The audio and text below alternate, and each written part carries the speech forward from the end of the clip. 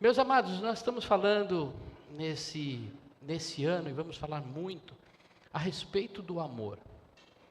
E tem rostinhos novos aqui, que no começo do ano a gente não se viu ainda, então, retomando a estratégia desse ano, a caminhada desse ano, a visão desse ano, pode chamar da forma com que você quiser, é a restauração no coração da igreja, da compreensão do que é o amor. Não um amor apenas esse humano que a gente conhece, de gostar de outra pessoa, de gostar de alguma coisa, mas o amor que expressa Deus através das nossas vidas. Por isso a série do ano inteiro, nós estamos trabalhar isso, mas esse mês especificamente nós estamos falando do amor que valoriza. Essa é a compreensão, é a dimensão, é a perspectiva que nós vamos olhar por o amor, a partir da valorização do outro. Nós vimos domingo passado essa expressão do amor a partir de Jesus encontrar uma mulher samaritana no poço. E aquele encontro mostra como Jesus valorizou aquela mulher. Principalmente, iremos usar exemplos de mulheres, porque nós estamos falando no mês, hoje, Dia Internacional da Mulher, então a gente escolheu as mulheres como protagonistas, desses encontros e dessa expressão de amor. E lá, Jesus naquela caminhada, ele olhou para uma mulher e ele mudou o seu caminho, justamente para valorizar e alcançar aquela mulher que estaria naquele horário, naquele poço. Não foi ao acaso, não foi a geografia, não foi porque Jesus perdeu o ônibus ou o trem, mas porque ele escolheu intencionalmente passar naquele lugar, porque lá tinha uma mulher que estava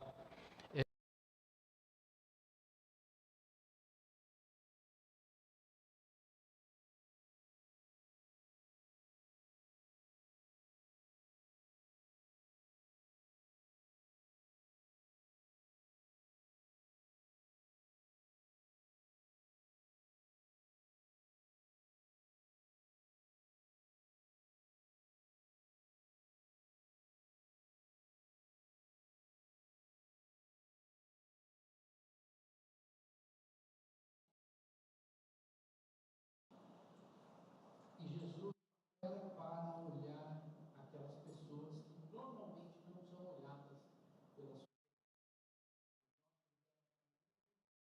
Às vezes a gente valoriza aqueles que os nossos olhos mostram que têm valor. E a gente esquece daqueles que são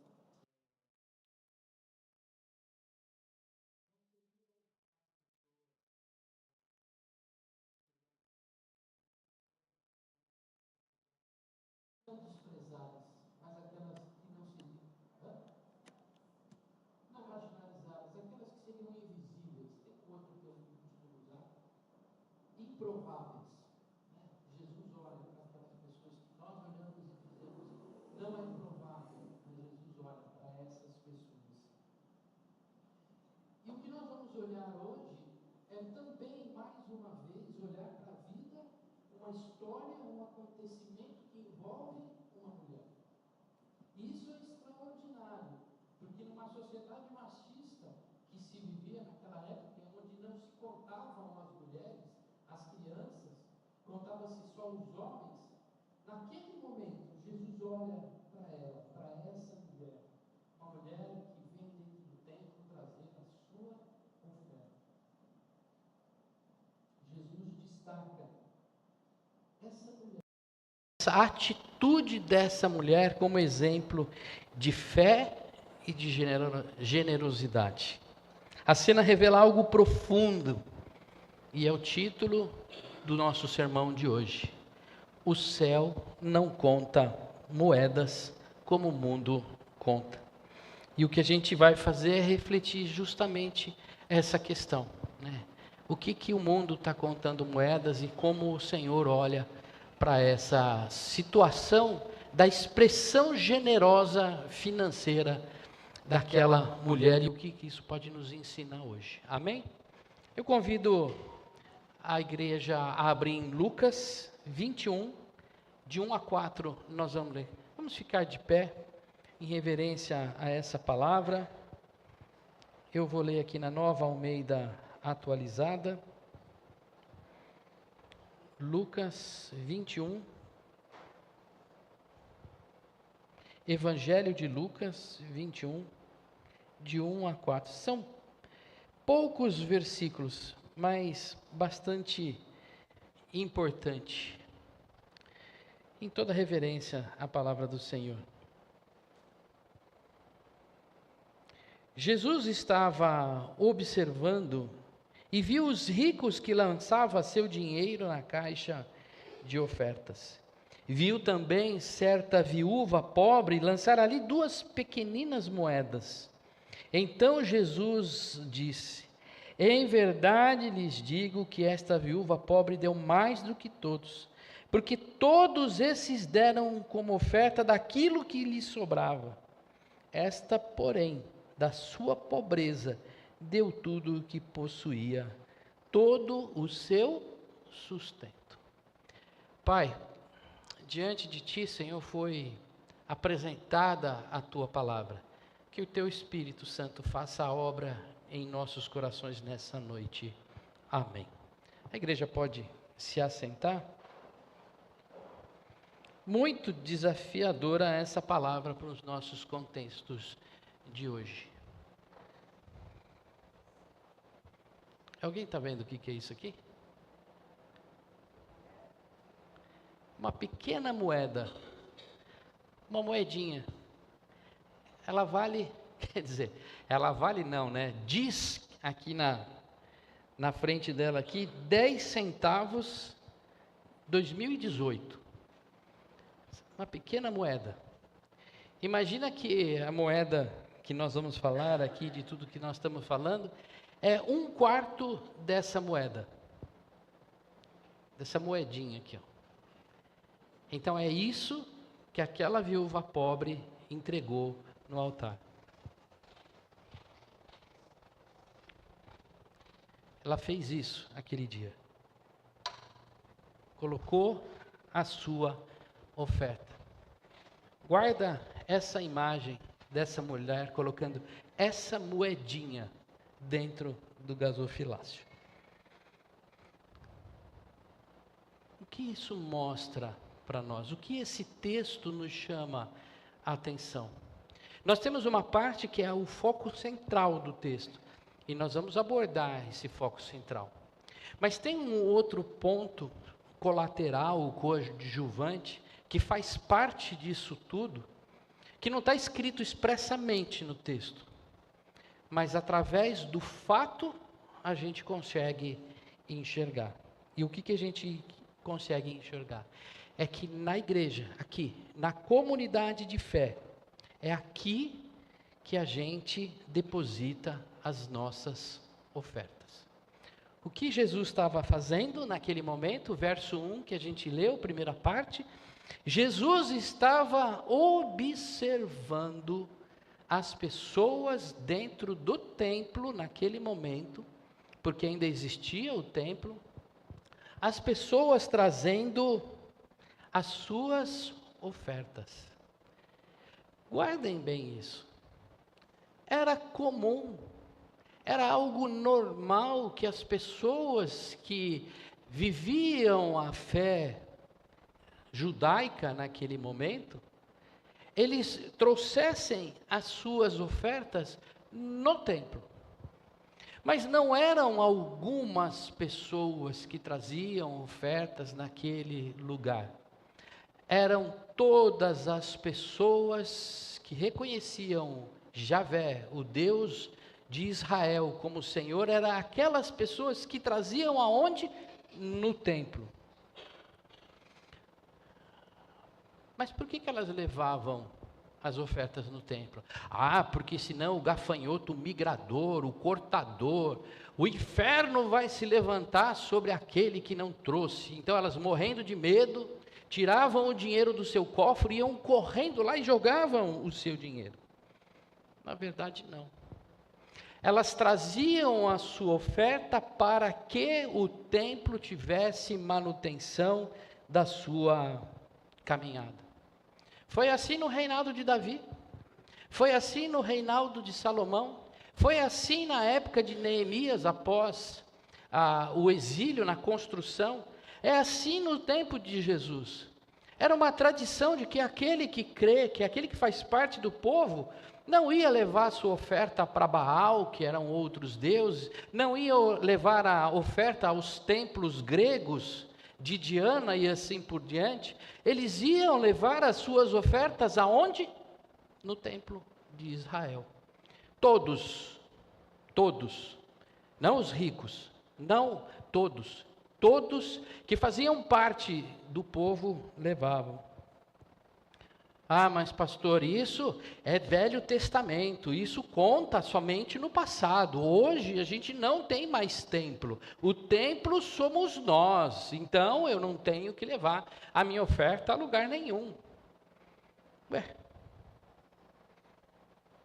Quando a gente olha para Atos, a igreja primitiva, depois que Jesus foi assunto ao céu em glória, cumpriu a sua obra, aonde que se depositava as ofertas? As pessoas continuavam trazendo ofertas e depositavam aonde? Depositavam aos pés dos apóstolos. Então, o povo não deixou de trazer oferta à igreja. Nós vemos lá, naquelas comunidades, não era a igreja instituída ainda, não tinha ainda toda a organização. Eram os apóstolos. Era o comecinho da igreja primitiva. Se juntava 2, 3 aqui, 4, 5 ali, e ali começavam a pregar nas cidades, e as pessoas vinham trazendo e depositavam dinheiro aos pés dos apóstolos. Um exemplo claro disso, a gente vê em Atos, é Barnabé.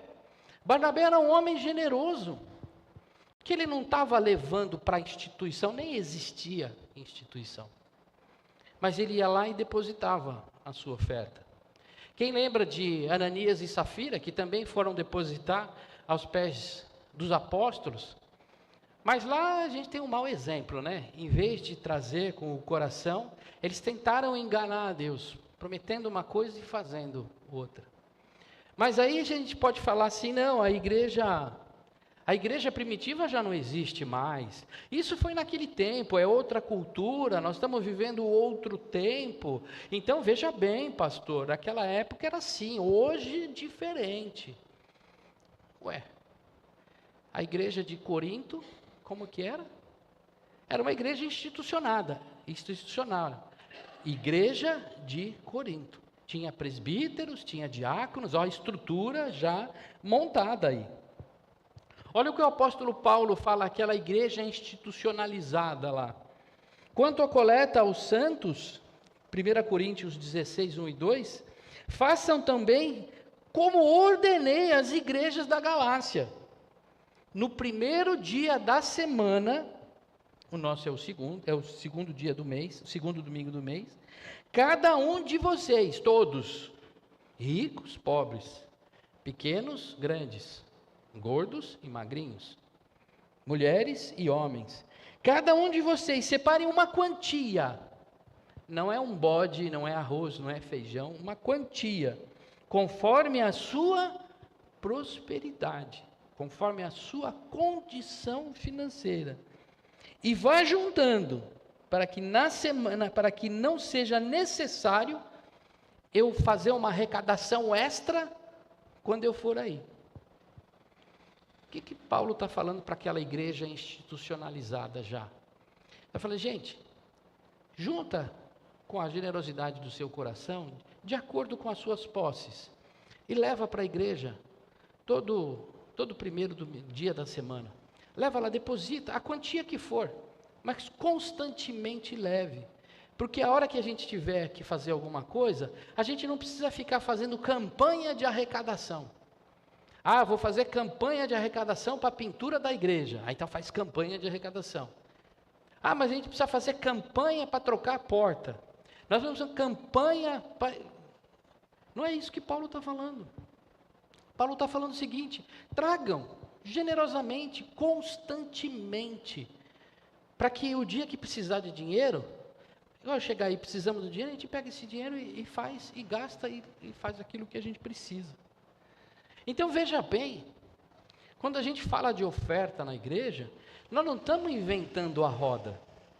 Nós não estamos teologia da prosperidade, o pastor quer arrancar dinheiro do meu bolso para eu ficar rico, não tem nada a ver com isso. Tem a ver com a dimensão do amor e a expressão do que essa oferta traz para a igreja, né? Para a vida nossa. E o que ela expressa? Culto a Deus. Quando eu trago a minha oferta e ponho aqui no gasofilácio, o que eu faço? Senhor, está aqui a minha generosidade, a expressão e o meu culto a Ti através dos meus recursos. É uma dimensão, uma expressão, uma segunda expressão de comunhão. Meus amados irmãos, eu creio nessa igreja, eu faço parte dessa igreja, parte do meu sustento eu compartilho com você, meu irmão. Porque se eu não deposito o dinheiro ali, eu não estou expressando que eu amo você de tamanho que eu abro mão do que é meu para compartilhar com você. Quando eu ponho o meu dinheiro aqui dentro do gasofilácio, eu estou dizendo, olha, eu junto meus 10 centavos com 20 centavos, com 5 reais dele, e a gente vai pagar, quanto que é, Valdeci? O ar-condicionado? Manutenção, 400? 800? Hã? Os 3, 800 reais. Nós estamos vendo, esse ar-condicionado está fazendo barulho. Precisamos fazer a manutenção dele, porque senão a gente vai ficar sem ar-condicionado. Então, 800 reais.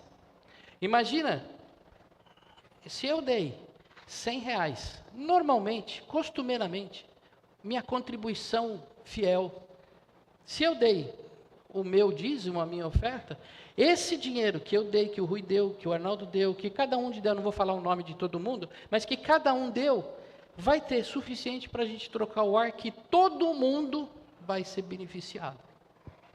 Essa era uma dimensão da oferta da igreja. Culto a Deus e compartilhar entre todos. Oferta como cuidado com os necessitados. Ora, se eu não trago alimento, o alimento não vai para o mercado solidário. As pessoas que são ajudadas do mercado solidário, participam do programa, não tem como receber.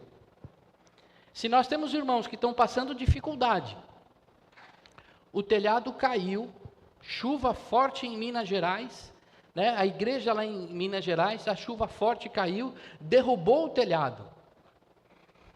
Ah, pastor, a igreja não pode ajudar porque ela não tem dinheiro. Mas o que a gente vai fazer? Vamos fazer uma arrecadação extra? Não, não é isso que Paulo está falando. Paulo está falando, vamos manter recursos para a igreja, cada um dá um pouquinho dentro da sua necessidade. E aí quando cair o telhado, a gente vai lá e ajuda. Porque se não for assim, a gente não vai ter recurso. Contribuições sociais, caridades e filantropia não substituem a oferta à igreja. Durante o meu ministério, a minha vida cristã, o que eu mais ouço, eu não dou oferta na igreja porque eu ajudo o fulano. O que uma coisa exclui a outra? Ajuda o fulano, mas contribui na igreja. Não, mas aí eu não tenho dinheiro. Pô, peraí. Qual que é a sua escolha? Como que isso está batendo no seu coração? Imagina se todos nós formos fazer ofertas direcionadas para aquilo que eu quero. Olha, eu não ajudo a igreja porque eu ajudo a minha mãe. Louvável? Ok. Olha dentro da sua capacidade, ajuda, contribui com a igreja naquilo que você tem capacidade. Mas isso não é um ensinamento meu. Isso é um ensinamento do Senhor Jesus para a sua igreja. A contribuição voluntária é uma expressão espiritual viva no povo de Deus. Eu não tenho e eu não vou dar. Amém. Graças a Deus, você não tem. Estou desempregado, não dê. O Senhor nos ensina que a gente tem que dar de acordo com a nossa capacidade. Você tem capacidade para dar uma moedinha de 10 centavos? Dê. Não sinta vergonha. No mundo espiritual, não há vergonha. Porque nós não estamos mostrando para o outro. Nós estamos direto com Deus. E é essa expressão que a gente vive. E qualquer um pode ofertar na igreja. Todos são chamados a ofertar na igreja de acordo com a sua condição. Mas todos são chamados a expressar a sua gratidão através do agir, através da oferta financeira também.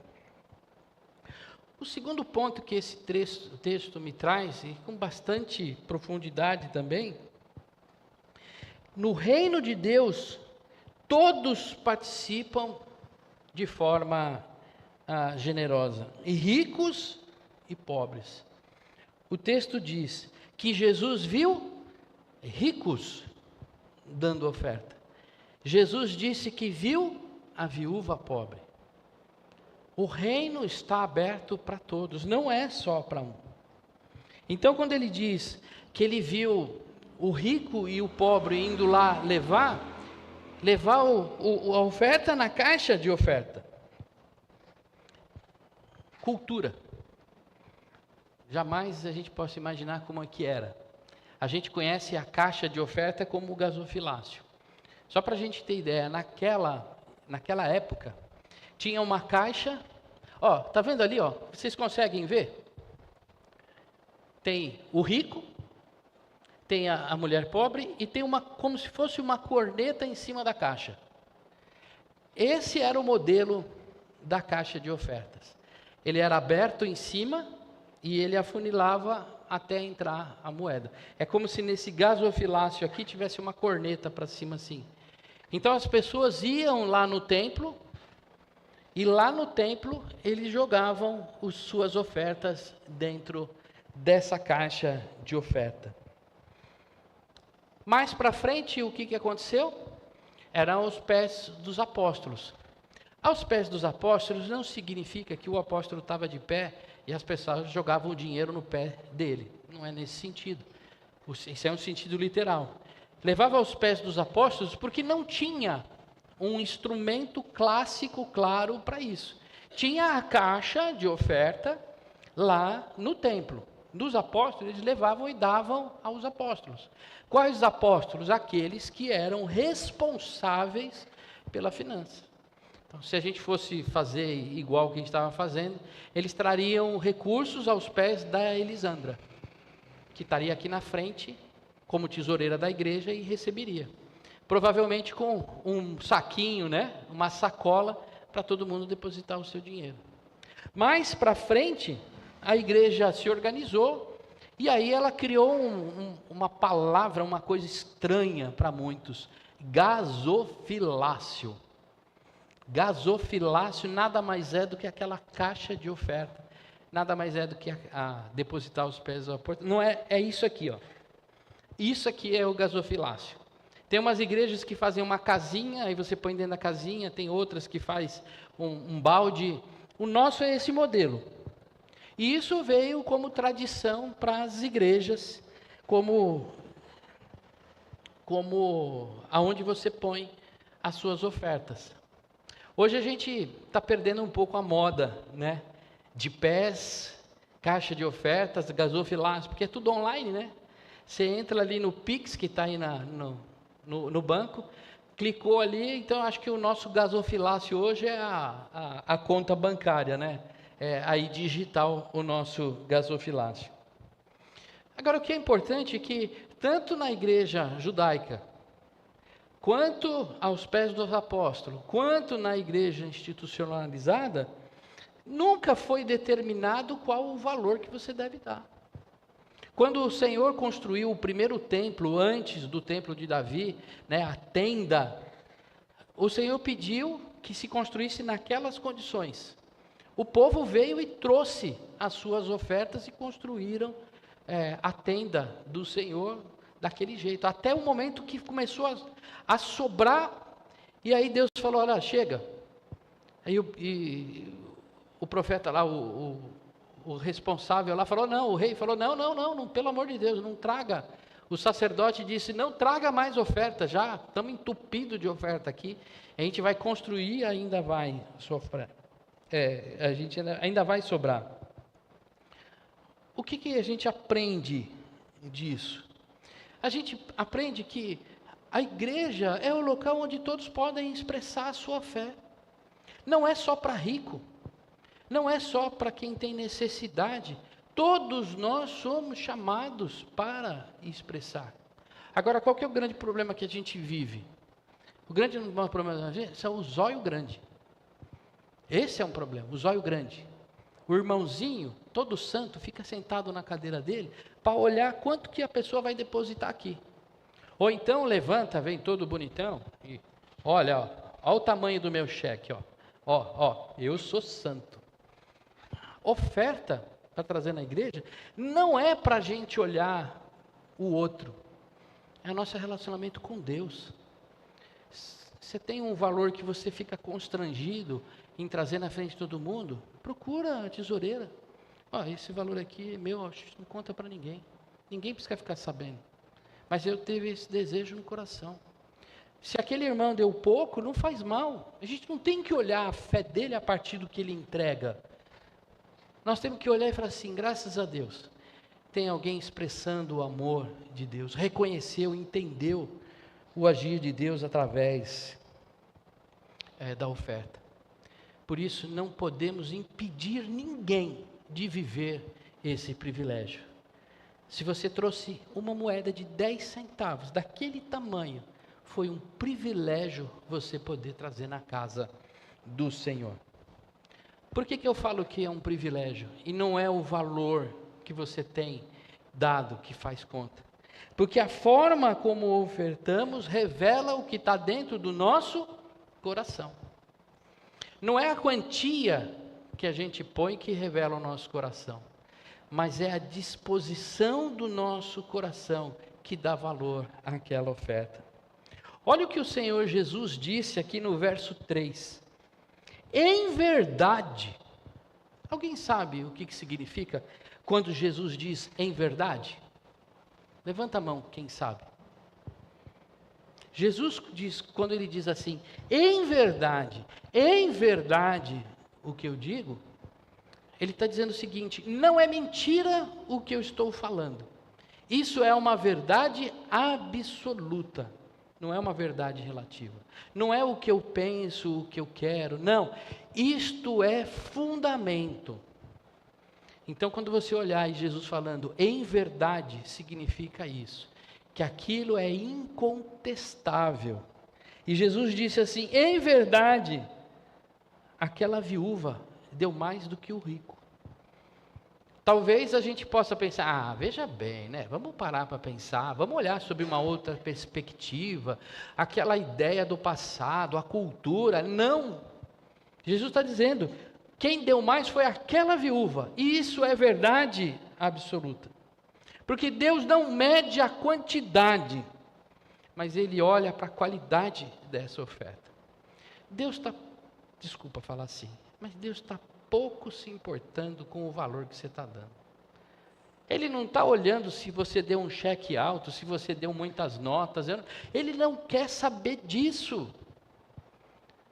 Porque se Ele quiser alguma coisa, Ele faz acontecer independente de cada um. Se Ele quiser, esse templo fica aceso para o resto da vida e a gente não paga mais conta de luz. Ponto final, não depende. Então Deus não depende, Ele não está olhando para o valor que nós estamos dando, Ele está olhando para o seu coração.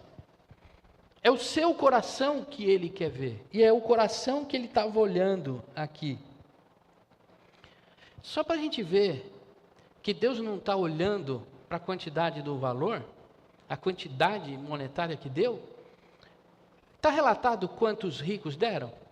Tem lá escrito quanto eles deram? Os ricos deram 2 milhões de denários e aquela oferta serviu. Não tem relato nenhum. Porque não há importância a quantidade de dinheiro. Isso é irrelevante para Deus. Mas quando ela olha para aquela viúva, Jesus chama e fala assim: meus discípulos, olha aqui. Olha o quanto ela deu. Olha quão valiosa é a oferta dessa mulher. Por quê? Porque ela expressou, naquele momento, o coração dela. Imagina, alguém sabe o que ela podia comprar com aquelas moedas? Ela podia comprar 2 pãezinhos. Pãozinho custava barato naquela época, né? 5 dividido por 4, 25 centavos.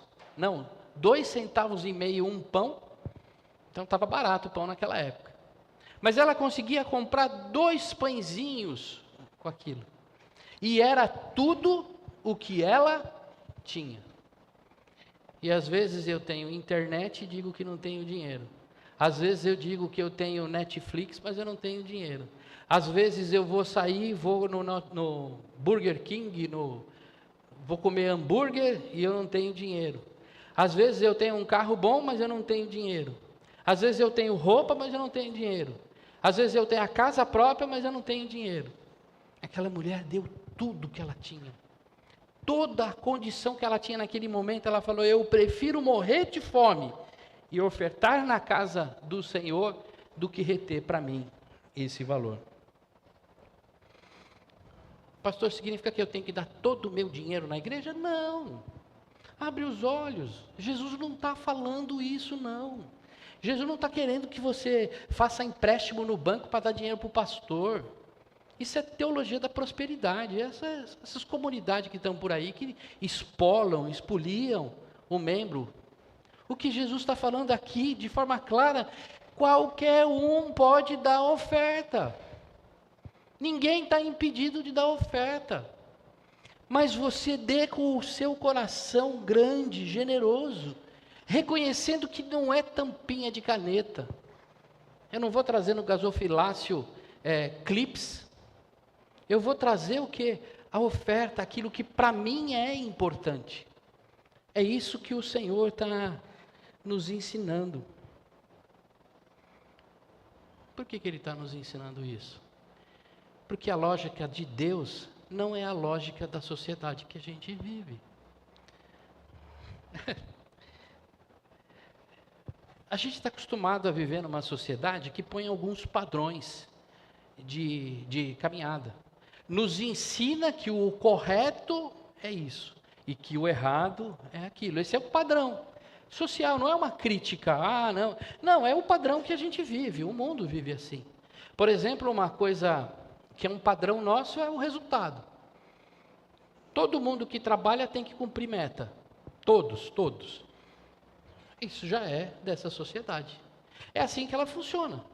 Eu tenho um objetivo, eu tenho que cumprir. Se eu cumprir, eu tenho mérito. Se eu não cumprir, eu não tenho mérito. Se eu atingir a expectativa da empresa, eu continuo empregado. Se eu não atingir, eu perco o emprego. Simples assim. Comum assim. Normal assim. Aí Deus vem e diz: não é nada disso. O reino de Deus não é desse jeito. Ele vem e fala: os últimos serão os primeiros. Agora eu não entendo nada. Como os últimos serão os primeiros? Mas os primeiros, se esforçaram.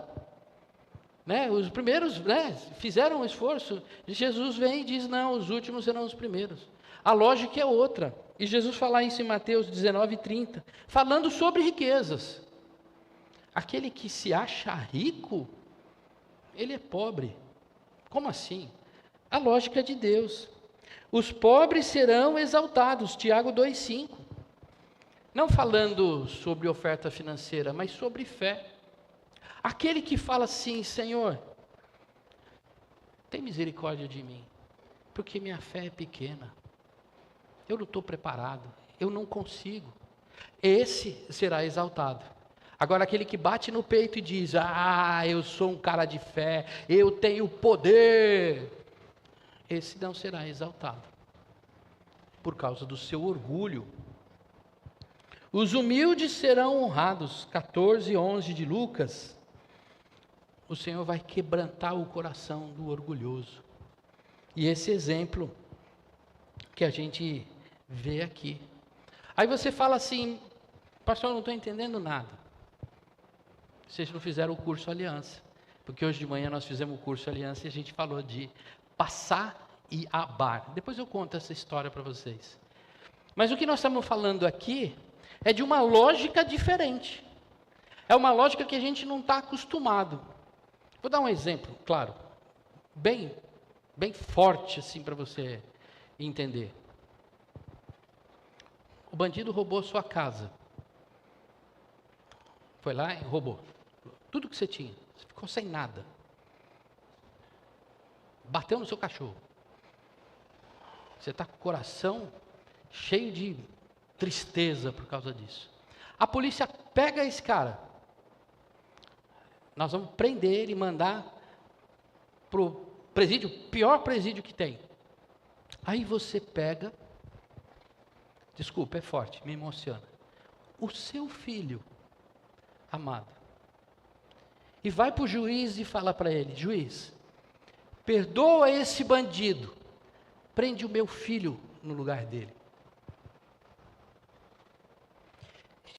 Essa é a lógica de Deus que a gente não olha. Você vai olhar para mim e falar, não, pastor, isso é jogo de palavras. Não, gente. Deus deu o seu próprio filho para morrer por cada um de nós que cometeu um crime absurdo. Nós negamos a Deus através da nossa vida. E Deus olhou para nós e falou o seguinte, eu entrego a minha vida por você. Você é culpado? Você é culpado. Mas o meu filho vai morrer no teu lugar para te dar vida. Essa é a lógica de Deus. Não é a lógica que o mundo usa. É diferente. Tem gente que vem na igreja e fala o seguinte, não, eu dou oferta, mas se eu tiver benefício. Se a igreja me pagar, eu pago. Se eu tiver uma boa pregação, eu dou dinheiro. Se eu tiver um lugar confortável, eu dou dinheiro. Se ela sustentar o meu ministério, eu dou dinheiro. Se Deus me abençoar, eu dou dinheiro. Essa é a lógica do mundo. Qual que é a lógica de Deus? Vai ter dia 1º de maio, nós vamos ter na chácara do seu Paulinho um encontro da família. A lógica de Deus, eu vou trabalhar, eu vou doar alimento e ainda vou pagar para ir lá. Essa é a lógica de Deus. É o sacrifício. É a manifestação do amor. Foi isso que a viúva pobre fez. Imagina que ela olhou para o sacrifício de Jesus e falou, não olhou porque Jesus ainda estava vivo ali. Mas ela olhou para Deus e falou, esse Deus da misericórdia, esse Javé que eu ouvi falar, eu dou tudo que eu tenho. Porque ele sustentou o povo no deserto, ele vai sustentar a minha vida também. A lógica dela era diferente. Aí eu pergunto, qual que é a experiência que você tem vivido na igreja com a questão da oferta? Você entendeu a lógica de Deus em relação a isso? Ou ainda está olhando o retorno que a igreja pode te dar? Meus amados, nós precisamos mudar a nossa forma de pensar. Nascer de novo, ter novas expectativas, novos fundamentos para a nossa vida. Se falarem para mim que a Vila IP é uma igreja generosa, com 23 contribuintes fiéis, para mim, a gente não compreendeu. Se a igreja inteira compreender, nós vamos ter 100% de contribuintes. Não me importa o valor. Não é isso que Deus está esperando. Deus está esperando que 100% da igreja fale o seguinte, olha, eu reconheço o Senhor como meu Salvador e a minha capacidade é essa. Eu não trabalho, tudo bem, não dá nada. Eu ganho R$100 por mês, dá 10, dá 2, dá 1, dá 10 centavos. Dá 10 centavos, mas experimente essa expressão de amor a Deus no nosso culto. Que a gente possa, a partir de hoje, olhar nossa vida espiritual de forma diferente. Principalmente no que diz a expressão da nossa fé através daquilo que dói muito no bolso, do Deus que dos dias de hoje, que é o dinheiro. Que a gente possa expressar na capacidade, na proporcionalidade que Deus colocar no nosso coração. Amém? Feche os seus olhos. Pai, não é fácil, Senhor, falar de oferta na igreja. Senhor, muitos não compreendem, Pai, e muitas vezes vem no coração que aquela igreja só pede dinheiro. Pai, mas não são as minhas palavras, Senhor, que pode mudar o entendimento da Tua igreja, mas é a ação do Teu Espírito, Senhor, sobre as nossas vidas. Que nós possamos ter o coração quebrantado, aberto, para receber o Teu Espírito e dar liberdade, Senhor, para Ele mudar a nossa cabeça, o nosso modo de ver e de servir e de viver a nossa vida. Senhor, traz essa mudança, Senhor, na Vila IP, Senhor, a todos nós, que possamos ver, meu Pai, essas questões de formas diferentes, e que o nosso caminhar, meu Pai, se alegre ao trazer uma oferta na igreja. Que até, Senhor, aquele mais humilde, Senhor, dos nossos irmãos, possa experimentar a alegria, Senhor, de ouvir, Pai, o tilintar das moedas, Senhor, no fundo do gasofilácio. Porque certamente, dado com generosidade, encontraremos alegria no Teu coração.